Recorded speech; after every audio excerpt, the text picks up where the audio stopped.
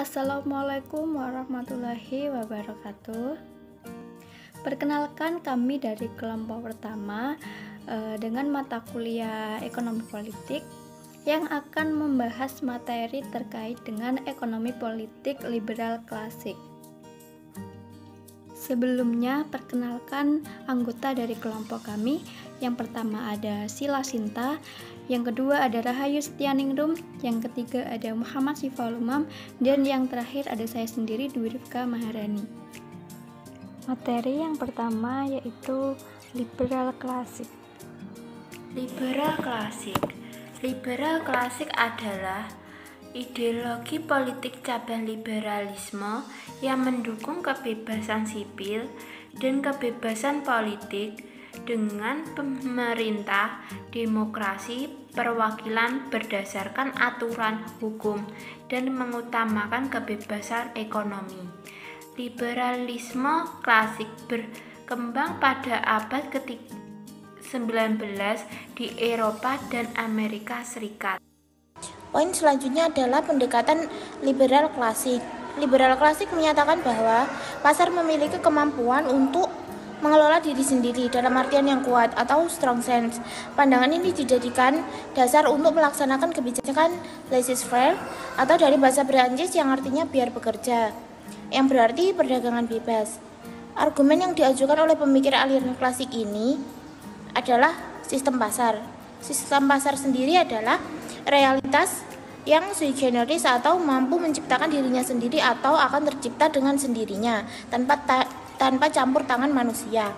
Hal tersebut berarti pasar memiliki hubungan dengan negara, tetapi pasar bukan organ bawahan dari negara. Kemudian, tokoh-tokoh ekonomi tidak hanya mengembangkan dan menulis buku tentang ekonomi politik saja, tetapi juga membahas tentang pandangan kaum klasik. Di antaranya adalah yang pertama, pandangan tentang kekayaan, yang kedua adalah teori pembagian kerja, yang ketiga, kuluk manusia, dan yang keempat adalah mekanisme pasar. Materi selanjutnya yaitu paham liberalisme. Paham liberalisme adalah paham kebebasan sebagaimana yang dikemukakan oleh Smith. Salah satu inti pemikiran ekonomi politik liberal klasik sesuai pandangan Adam Smith adalah perilaku ekonomi harus diberikan kebebasan untuk mengejar kepentingan pribadi masing-masing. Pendekatan klasik menyatakan bahwa pasar memiliki kemampuan untuk mengelola diri sendiri dalam artinya yang kuat. Pandangan ini dijadikan dasar untuk melaksanakan kebijakan laissez-faire. Dalam bahasa Perancis, biar bekerja, yang berarti pandangan bebas. Argumen yang diajukan oleh pemikir aliran klasik ini adalah sistem pasar.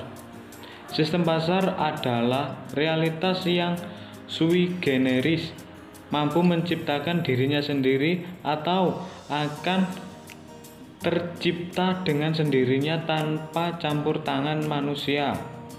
Hal tersebut berarti pasar memiliki hubungan dengan negara, tetapi pasar bukan bawaan dari negara.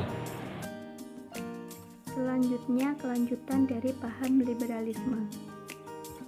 Yang pertama, pasar yang mengatur dirinya sendiri.